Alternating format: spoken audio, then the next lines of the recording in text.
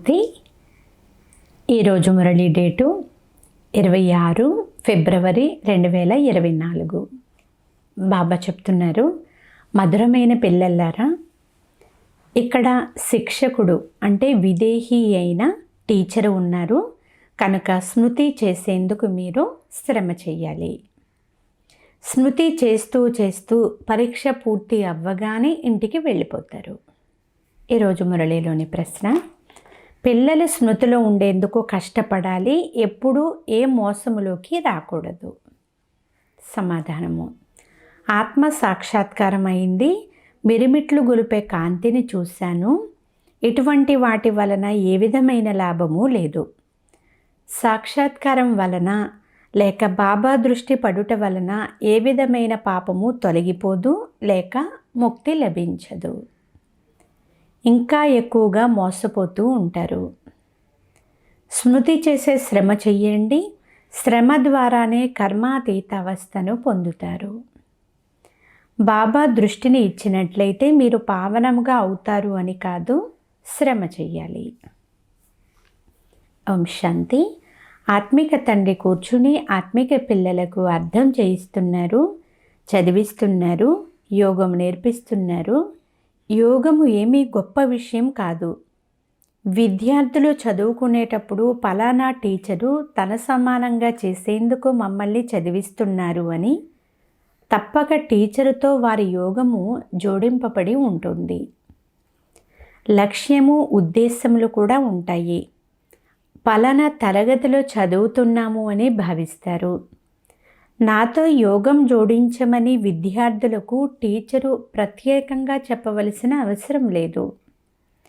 స్వతహాగానే చదివించే వారి జతలో యోగము జోడింపబడి ఉంటుంది. రోజంతా చదివించరు కదా, ఆ చదువును జన్మ జన్మాంతరాల నుండి చదువుతూనే వచ్చారు, అభ్యాసం అయిపోతుంది. కానీ ఇక్కడ మీది పూర్తిగా కొత్త అభ్యాసము. ఇక్కడ చదివించేది దేహదారి టీచరు కాదు, వీరు విదేహీ టీచరు. ప్రతి 5000 సంవత్సరాల తర్వాత మీకు లభిస్తారు. వారు స్వయంగా నేను మీ దేహదారి టీచరును కాను అని చెప్తున్నారు. అందువలనే వీరి స్మృతి నిలవదు. స్వయాన్ని ఆత్మాని భావించవలసి ఉంటుంది. మమ్మల్ని పరంపిత పరమాత్మ శిక్షకుడుగా చదివిస్తున్నారు అని భావించాలి. పరీక్షలో ఉత్తీర్ణులయ్యేంత వరకు టీచరును తప్పకుండా స్మృతి చేయాలి. స్మృతి చేస్తూ చేస్తూ పరీక్షలో ఉత్తీర్ణులయ్యి ఇంటికి వెళ్ళిపోతారు.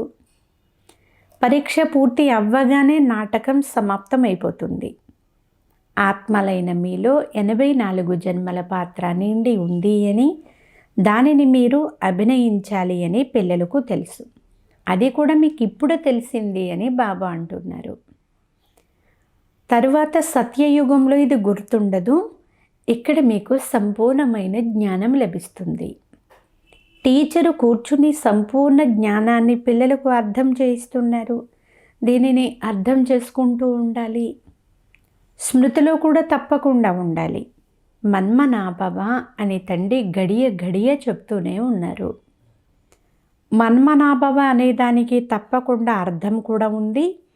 ఈ పదము సరి అయినదే అని పిల్లలకు తెలుసు. తండ్రి స్వయంగా చెప్తున్నారు, మీరు నన్ను స్మృతి చేసినట్లయితే మీ వికర్మలు వినాశనమవుతాయి. ఇందులో సమయం పడుతుంది కదా, తమను తాము పరిశీలన చేసుకోవాలి. ఆ చదువులో చరిత్ర, గణితము, విజ్ఞాన శాస్త్రము మొదలైన సబ్జెక్టులు ఉంటాయి. తాము ఎంతవరకు పాస్ అవ్వగలరు అనేది విద్యార్థులకు తెలిసిపోతుంది కదా. మీరు ఎన్ని మార్కులతో ఉత్తీర్ణులు అవ్వగలరు అనేది పిల్లలైన మీ బుద్ధిలో ఉంది కూడా. మేము బాబాని మర్చిపోవడం లేదు కదా అని స్వయాన్ని పరిశీలన చేసుకోవాలి. బాబా మాయ క్షణ క్షణానికి మరిపింపచేస్తుంది, చాలా తుఫాన్లు తీసుకొస్తుంది, ఎన్నో వికల్పాలు వస్తున్నాయి అని చాలామంది వ్రాస్తారు. అర్థం అవ్వని కారణంగా ఇందులో మాకు పాపము అంటదు కదా, రకరకాల సంకల్ప వికల్పాలు వస్తున్నాయి అని వ్రాస్తారు. చూసినందువలన ఇలా చెయ్యాలి అనేది ఆలోచన కలుగుతుంది. ఇందులో పాపం అంటదు కదా అని పిల్లలు అడుగుతారు. అలా జరగదు అని, కర్మేంద్రియాల ద్వారా వికర్మ జరిగినప్పుడే పాపం అంటుతుంది అని తండ్రి చెప్తున్నారు. బాబా పిల్లలకు పలుమార్లు అర్థం చేయిస్తూనే ఉంటారు. పిల్లలకు జ్ఞానమైతే ఉంది, విష్ణువుకు కృష్ణునికి స్వదర్శన చక్రాన్ని ఎందుకు చూపించారో కూడా పిల్లలకు తెలుసు. అకాసురుడు, బకాసురుడు మొదలైన వారిని చంపినట్లు చూపిస్తారు. ఇప్పుడైతే అసలు చంపే విషయమే లేదు. ఇదైతే స్వయంలోని పాపాలు తెగిపోయే విషయము. శివబాబాను కూడా స్వదర్శన చక్రధారి అని అంటారు కదా. వారికి మొత్తం చక్రం అంతటి జ్ఞానము ఉంది. ఆత్మకు తండ్రి ద్వారా ఈ సృష్టి చక్రం ఎలా తిరుగుతుంది అనే జ్ఞానం లభించింది. స్వదర్శన చక్రమును ధారణ చేసి తమ పాపాలను భస్మం చేసుకోవాలి. జ్ఞానాన్ని ధారణ చేసి తండ్రిని స్మృతి చేయండి. తండ్రిని స్మృతి చేయడం ద్వారానే వికర్మలు వినాశనమవుతాయి. ప్రతి ఒక్కరూ తమ కొరకు తాము శ్రమ చేయాల్సి ఉంటుంది. తండ్రి కూర్చుని దృష్టిని ఇచ్చినట్లయితే వీరి పాపాలు నశిస్తాయి అని కాదు. తండ్రి కూర్చుని వ్యాపారమేమీ చెయ్యరు. సాధారణంగా వారు అందరినీ చూస్తారు. వారు చూడడం ద్వారా లేక జ్ఞానాన్ని ఇవ్వడం ద్వారా వికర్మలేమి వినాశనం అవ్వవు. ఇలా చేసినట్లయితే మీ వికర్మలు వినాశనం అవుతాయని తండ్రి మార్గాన్ని తెలియజేస్తారు, శ్రీమతాన్ని కూడా ఇస్తారు. తండ్రి వస్తారు, ఆత్మలని భావించి దృష్టినిస్తారు అనుకోండి, అంత మాత్రాన మన పాపాలేమీ తొలగిపోవు. దానికి మనం పురుషార్థం చెయ్యాలి కదా. మనం స్మృతిలో ఉండే శ్రమ ఎప్పుడు చేస్తామో అప్పుడే పాపాలన్నీ కట్ అయిపోతాయి. ఒకవేళ ఈ విధంగా తండ్రి కూర్చుని మనకు దృష్టినిస్తూ మన పాపాలను సమాప్తం చేశారు అనుకోండి, అదొక వ్యాపారం అయిపోతుంది. మీరు ఇలా మీ తండ్రిని స్మృతి చేయమని తండ్రి అర్థం చేయిస్తున్నారు. తండ్రి శ్రీమతాన్ని ఇచ్చేవారు. కానీ ఎవరికి వారైతే శ్రీమతాన్ని ధారణ చేయడంలో శ్రమ అయితే చెయ్యాలి కదా. ఫలానా సాధువు సన్యాసుల దృష్టి పడితే చాలు అని చాలామంది భావిస్తారు. ఈ విధంగా కృప ఆశీర్వాదాలను తీసుకుంటూ క్రిందికి దిగజారుతూనే ఉంటారు. వారేమి కృప చూపించారు? వారైతే తమ బ్రహ్మ మహాతత్వమునే స్మృతి చేస్తారు. పిల్లలు మీరు ఇలా చెయ్యండి అని తండ్రి ఎంత స్పష్టమైన మార్గాన్ని మనకు తెలియచేశారు. నగ్నముగా వచ్చింది, నగ్నముగానే వెళ్ళాలి అని గాయనం కూడా ఉంది. ఈ గాయనము కూడా ఈ సమయంలోనిదే. తండ్రి చెప్పే మహావాక్యాలు మళ్ళీ భక్తిలో కూడా పనికి వస్తాయి. నన్ను స్మృతి చేసినట్లయితే వికర్మలు వినాశనం అవుతాయని ఇప్పుడు తండ్రి చెప్తున్నారు. తండ్రి శ్రీమతాన్ని ఇస్తున్నారు. ఇది కూడా నాటకంలోని వారి పాత్రయే. దీనినే సహాయము అని కూడా అనవచ్చు. డ్రామానుసారము శ్రీమతం గాయనం చేయబడింది. తండ్రి మతాన్ని ఇవ్వాలి, స్వయాన్ని ఆత్మగా భావించమని చెప్తారు. అంతేకాని వారు సహాయం చేసి కర్మాతీత అవస్థలోకి తీసుకుని వెళ్తారు అని కాదు. సమయం పడుతుంది, చాలా శ్రమ చేయవలసి ఉంటుంది. స్వయాన్ని ఆత్మాని భావించే అభ్యాసం చాలా బాగా చేయాలి. వాస్తవానికి మాతలకు చాలా సమయం లభిస్తుంది. పురుషులకు వ్యాపారాల గురించిన చింత ఉంటుంది. పిల్లలైన మీరు తండ్రిని స్మృతి చేస్తూ లాటరీని తీసుకోవాలి. దీని ద్వారా మీకు పట్టిన తుప్పు అంతా తొలగిపోతుంది. ఫలానా వారు మంచి పురుషార్థులు అని చార్టు ఉంచుతారు అని అనుభూతి కలుగుతుంది. భక్తిలో 2-3 గంటలు కూడా భక్తి చేస్తూ కూర్చుండిపోతూ ఉంటారు కదా. వానప్రస్థులు గురువుల వద్దకు వెళ్ళి చాలా శిష్యరికం చేస్తారు. కానీ దేవతలను ఎంతగా స్మృతి చేస్తారో అంతగా ఆ గురువులను స్మృతి చెయ్యరు. వాస్తవానికి దేవతలను స్మృతి చెయ్యరాదు. ఎప్పుడూ స్మృతి చెయ్యమని దేవతలు నేర్పించరు. పిల్లలైన మీ కొరకు ఇది కొత్త విషయమేమీ కాదు. లక్షల సంవత్సరాల మాటే లేదు. స్థాపన మరియు వినాశన కార్యము చేయవలసి ఉన్నప్పుడు తండ్రి వస్తారు. ఈ వినాశనమైతే కల్పకల్పము జరుగుతూనే ఉంటుంది అని పిల్లలైన మీకు తెలుసు. కల్పం క్రితం కూడా జరిగింది, 5000 సంవత్సరాల క్రితం కూడా ఇలా జరిగిందని మీరు వ్రాస్తూ ఉంటారు.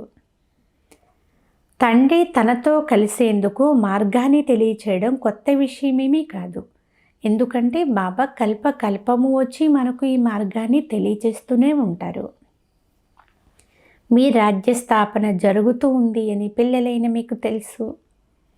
ఏ దేవతలనైతే పూజిస్తున్నారో మళ్ళీ వారి రాజ్య స్థాపన జరుగుతుంది. 5000 సంవత్సరాల ఈ చక్రం తిరుగుతూనే ఉంటుంది. ఇది విని మనుషులు తెకమక పడతారు, ఆశ్చర్యపోతారు కూడా. అందరూ మాయా మతంపై నడుస్తున్నారు. రావణుణ్ణి ఎందుకు తగలబెడతారో దాని అర్థం కొద్దిగా కూడా తెలియదు. మీ పేరే స్వదర్శన చక్రధారి. లక్ష్యము ఉద్దేశము మీ ఎదురుగానే నిలిచి ఉంది. బాబాలో ఏ జ్ఞానమైతే ఉందో అది ఆత్మలకు ఇచ్చారు. డ్రామా చక్రం పూర్తి అవ్వవలసి ఉన్నప్పుడే తండ్రి వచ్చి జ్ఞానమును ఇస్తారు. తండ్రియే వచ్చి ఈ కర్మలు నేర్పిస్తారు. తరువాత వామ మార్గంలోకి వెళ్ళడం ద్వారా రాత్రి ప్రారంభమైపోతుంది. తరువాత మనం క్రిందికి దిగుతూనే వస్తాము, సుఖము తగ్గుతూ వస్తుంది. తండ్రి బుద్ధిలో ఎలాగైతే సంపూర్ణ జ్ఞాన చక్రం ఉందో అలాగే ఉన్నది ఉన్నట్లుగా మీ బుద్ధిలో కూడా ఉంది కదా. అయితే మీరు పావనముగా అయ్యేందుకు శ్రమ చేయవలసి ఉంటుంది. అందువల్లనే బాబా మీరు వచ్చి పతితులైన మమ్మల్ని పావనముగా చెయ్యండి అని పిలుస్తారు. తరువాత జ్ఞానము కూడా కావాలి. మనుష్యుల నుండి దేవతలుగా కూడా కావాలి. పిల్లలకు రాజయోగం నేర్పించేందుకు తండ్రి వస్తారు, ఇతరులకు నేర్పించేందుకు కాదు. బాబా వచ్చి మనుషులను పావనంగా తయారు చెయ్యండి అని పతిత పావనులైన తండ్రినే పిలుస్తారు. ఇప్పుడు మీరు పుణ్యాత్మలుగా అవుతున్నారు. ప్రపంచ చరిత్ర భూగోళాలు మళ్ళీ రిపీట్ అవుతున్నాయి. ఇవి ఎంతో గుహ్యమైన విషయాలు. మనుషులకు ఆత్మ గురించి కానీ పరమాత్మ గురించి కానీ తెలియదు. ఆత్మ ఎవరు, ఎలా ఉంది, దాని పాత్ర ఎలా ఉంటుంది అనే విషయాలు కూడా తండ్రియే తెలియచేస్తారు. అతి చిన్న ఆత్మలో ఏమేమో పాత్ర నిండి ఉంది. ఇది అద్భుతము. వినగానే రోమాలు నెక్కబొడుచుకుంటాయి. కొందరికి ఆత్మ సాక్షాత్కారం కూడా జరుగుతుంది. ఆత్మలు మినుకు మినుకుమంటూ కనిపిస్తాయి, కానీ దాని వలన లాభమేముంది? ఎక్కడైతే యోగమును జోడించాలి, సాక్షాత్కారం అవ్వగానే ముక్తి లభించింది అని, పాపాలు భస్మమైపోయాయి అని మనుషులు భావిస్తూ ఉంటారు. ఇది ఒక రకంగా ఇంకా ఎక్కువగా మోసపోవడమే అవుతుంది.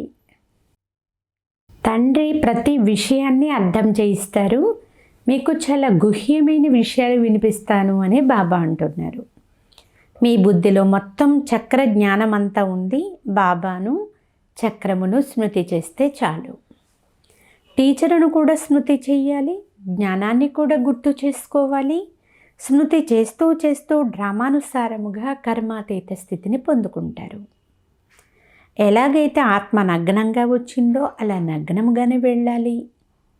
మీరు దైవీ సంస్కారాలను తీసుకొని వెళ్తారు, కానీ సత్యయుగంలో ఈ జ్ఞానమైతే ఏమాత్రం ఉండదు. దీనినే సహజ స్మృతి అని అంటారు. యోగము అనే పదాన్ని ఉపయోగించారు అనుకోండి, మనుషులు తికమక పడిపోతారు. వారు హఠయోగులు, కానీ సహజ యోగమునైతే బాబానే నేర్పిస్తారు. గీతా భగవానుడు సహజ యోగమును నేర్పించారు అని ఇంతకుముందు మీరు వినేవారు, కానీ ఆ భగవంతుని గురించి కొంచెము కూడా తెలియదు. 100% అనర్థమైపోయింది. దానివల్లనే మనుషులు పతితంగా అయిపోయారు. అనేక మతాలు ఉన్నాయి. ఎవరైతే గృహస్థ వ్యవహారంలో ఉంటారో వారి కొరకే ఈ గీతా శాస్త్రం ఉంది. మీరు ప్రవృత్తి మార్గములోని వారు. మొదటి మీది పవిత్రమైన ప్రవృత్తి మార్గంగా ఉండేది, ఇప్పుడు అపవిత్రమైపోయింది. మళ్ళీ ఇప్పుడు పవిత్రముగా అవ్వాలి. తండ్రి అయితే సదా పవిత్రమైన వారు శ్రీమతాన్ని ఇచ్చేందుకే వస్తారు. ఈ సమయంలో అందరూ తమో ప్రధానముగా అయిపోయారు అని తండ్రి చెప్తున్నారు. మొదట సతో ప్రధానంగా ఉండేవారు. మనం ఏ విధంగా మొదట సతో ప్రధానంగా ఉండి తరువాత మళ్ళీ తమో ప్రధానంగా అయ్యాము, అలాగే పోపు ఫాదర్ మొదలైన వారందరూ ఎవరైతే వస్తారో వారు కూడా మొదట సతో ప్రధానంగానే ఉంటారు. తరువాత ఎడిషన్ అవుతూ వృక్షం అంతా తమో ప్రధానంగా అయిపోతుంది. ఇప్పుడు పూర్తిగా శిథిలావస్థలో ఉంది. పిల్లలైన మేమే సతో ప్రధానంగా ఉండేవారము అని, తర్వాత నెంబర్ వారీగా తమో ప్రధానముగా అవుతాము అని మీరు అర్థం చేసుకున్నారు. మళ్ళీ సతో ప్రధానముగా అవ్వాలి. డ్రామానుసారముగానే నెంబర్ వారీగా అవుతూ ఉంటారు. విస్తారమైతే చాలా ఉంది. వృక్షం ఎలా వెలువడుతుందో బీజానికి తెలుస్తుంది. ఈ మనుష్య సృష్టి రహస్యాన్ని తండ్రియే తెలియచేస్తారు. తోటమాలి కూడా వారే. తమ తోట ఎంత సుందరంగా ఉండేదో వారికి తెలుసు. తండ్రికి ఇది జ్ఞానం ఉంది కదా. భగవంతుని పూల తోట ఎంతో ఫస్ట్ క్లాస్గా ఉండేది, ఇప్పుడు సైతాన్ తోటగా అయిపోయింది. రావణ రాజ్యాన్ని సైతాన్ అని అంటారు. ఎక్కడ చూసినా యుద్ధాలు, మారణ హోమాలే ఉన్నాయి. ఇప్పుడు అణుబాంబులు మొదలైన వాటిని కూడా తయారు చేసుకుని కూర్చున్నారు. ఇవేమీ అలా ఊరకే ఉంచుకునే వస్తువులు కావు అని, వాటి ద్వారా తప్పకుండా వినాశనం అవుతుంది అని మీకు తెలుసు. ఒకవేళ వినాశనం జరగలేదు అనుకోండి, మరి సత్యయుగం ఎలా వస్తుంది?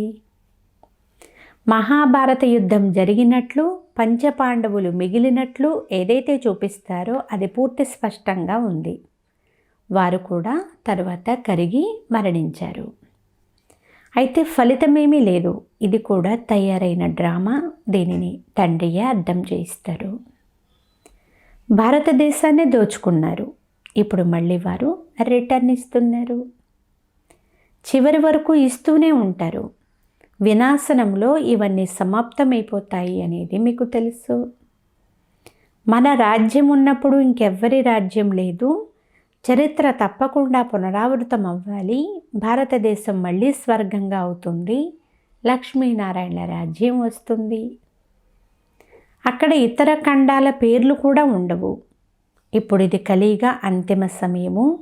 మళ్ళీ ఈ లక్ష్మీనారాయణల రాజ్యం వస్తుంది. మనము మళ్ళీ ఇలా తయారవుతాము. నేను రాజయోగం నేర్పించేందుకే వచ్చాను అని తండ్రి అంటున్నారు. కల్పాంతరాలు అనేకసార్లు మీరు యజమానులుగా అయ్యారు. పూర్తి విశ్వంలో వీరి రాజధాని ఉండేది. వారు చాలా వివేకవంతులుగా ఉండేవారు. అక్కడ వారు మంత్రులు మొదలైన వారి నుండి సలహా తీసుకునే అవసరం ఉండదు. ఇదంతా కూడా తయారైన డ్రామా మళ్ళీ పునరావృతం అవుతూనే ఉంటుంది. కృష్ణుని మందిరాన్ని సుఖధామము అని అంటారు. శివబాబా వచ్చి ఇప్పుడు సుఖధామాన్ని స్థాపన చేస్తున్నారు. క్రీస్తుకు 3000 సంవత్సరాల క్రితం భారతదేశం స్వర్గంగా ఉండేది అని ప్రపంచంలోని వారు స్వయంగా చెప్తూ ఉంటారు. మొదట ఒక్క ధర్మమే ఉండేది. తర్వాత చూడండి ఎన్ని ధర్మాలు అయిపోయాయో. బాబా ఏ విధంగా మనకు సామ్రాజ్యమును ఇస్తున్నారు అని పిల్లలకు ఆశ్చర్యం కలగాలి. తండ్రి వచ్చి భక్తికి ఫలమును ఇస్తారు. ఎంత సహజము. కానీ కల్పక్రితం ఎవరైతే అర్థం చేసుకున్నారో వారే నెంబర్ వారి పురుషార్థం అనుసారముగా ఇప్పుడు కూడా అర్థం చేసుకుంటారు. అచ్చా, మధురాతి మధురమైన అపురూపమైన పిల్లలకు మాతాపిత బాప్దాదాల ప్రియ స్మృతులు మరియు గుడ్ మార్నింగ్. ఆత్మిక పిల్లలకు ఆత్మిక తండ్రి నమస్తే. ఆత్మీయ తండ్రికి ఆత్మీయ పిల్లల యొక్క ప్రియ స్మృతులు. గుడ్ మార్నింగ్, నమస్తే నమస్తే నమస్తే. ధారణ కొరకు ముఖ్య సారము. ఫస్ట్ పాయింట్, స్వదర్శన చక్రమును ధారణ చేసి తమ పాపాలను భస్మం చేసుకోవాలి. కర్మేంద్రియాల ద్వారా ఎటువంటి పాపకర్మ జరగకుండా చాలా చాలా జాగ్రత్త వహించాలి. కర్మాతీతులుగా అయ్యేందుకు స్వయం శ్రమ చెయ్యాలి. సెకండ్ పాయింట్, సాక్షాత్కారాల యొక్క ఆశ ఉంచుకోకూడదు. సాక్షాత్కారాలు పొందడం ద్వారా ముక్తి లభించదు, పాపాలు తొలగిపోవు. సాక్షాత్కారాల వలన ఎటువంటి లాభము లేదు. తండ్రి మరియు తండ్రి ఇచ్చే జ్ఞానాన్ని స్మృతి చేస్తూ ఉన్నట్లయితే ఆత్మలో ఉన్నటువంటి వికారాల యొక్క తుప్పు తొలగిపోతుంది. ఈరోజు వరదానము, ముఖము ద్వారా సర్వశ్రేష్ఠ ప్రాప్తులను అనుభవం చేయించే సర్వప్రాప్తి సంపన్న భవ. సారాంశము, సంగమ యుగంలో బ్రాహ్మణాత్మలైన మీకు సర్వప్రాప్తి సంపన్న భవ అనే వరదానం ఉంది. ఇటువంటి వరదాని ఆత్మలకు శ్రమ చేయవలసిన అవసరమే ఉండదు. వారి ముఖములోని ప్రకాశము వీరు ఏదో పొందుకున్నారు అని, వీరు సర్వప్రాప్తి స్వరూప ఆత్మలు అనేది తెలుస్తుంది. కొంతమంది పిల్లల ముఖాన్ని చూసి జనులు వీరి గమ్యం ఉన్నతమైనది, వీరు చాలా గొప్ప త్యాగం చేశారు అని అంటారు. త్యాగం కనిపిస్తుంది కానీ భాగ్యము కనిపించదు. ఎప్పుడైతే సర్వప్రాప్తుల నశాలో ఉండి మీ భాగ్యాన్ని చూపిస్తారో అప్పుడు జనులు సహజముగానే ఆకర్షింపబడి వస్తూ ఉంటారు.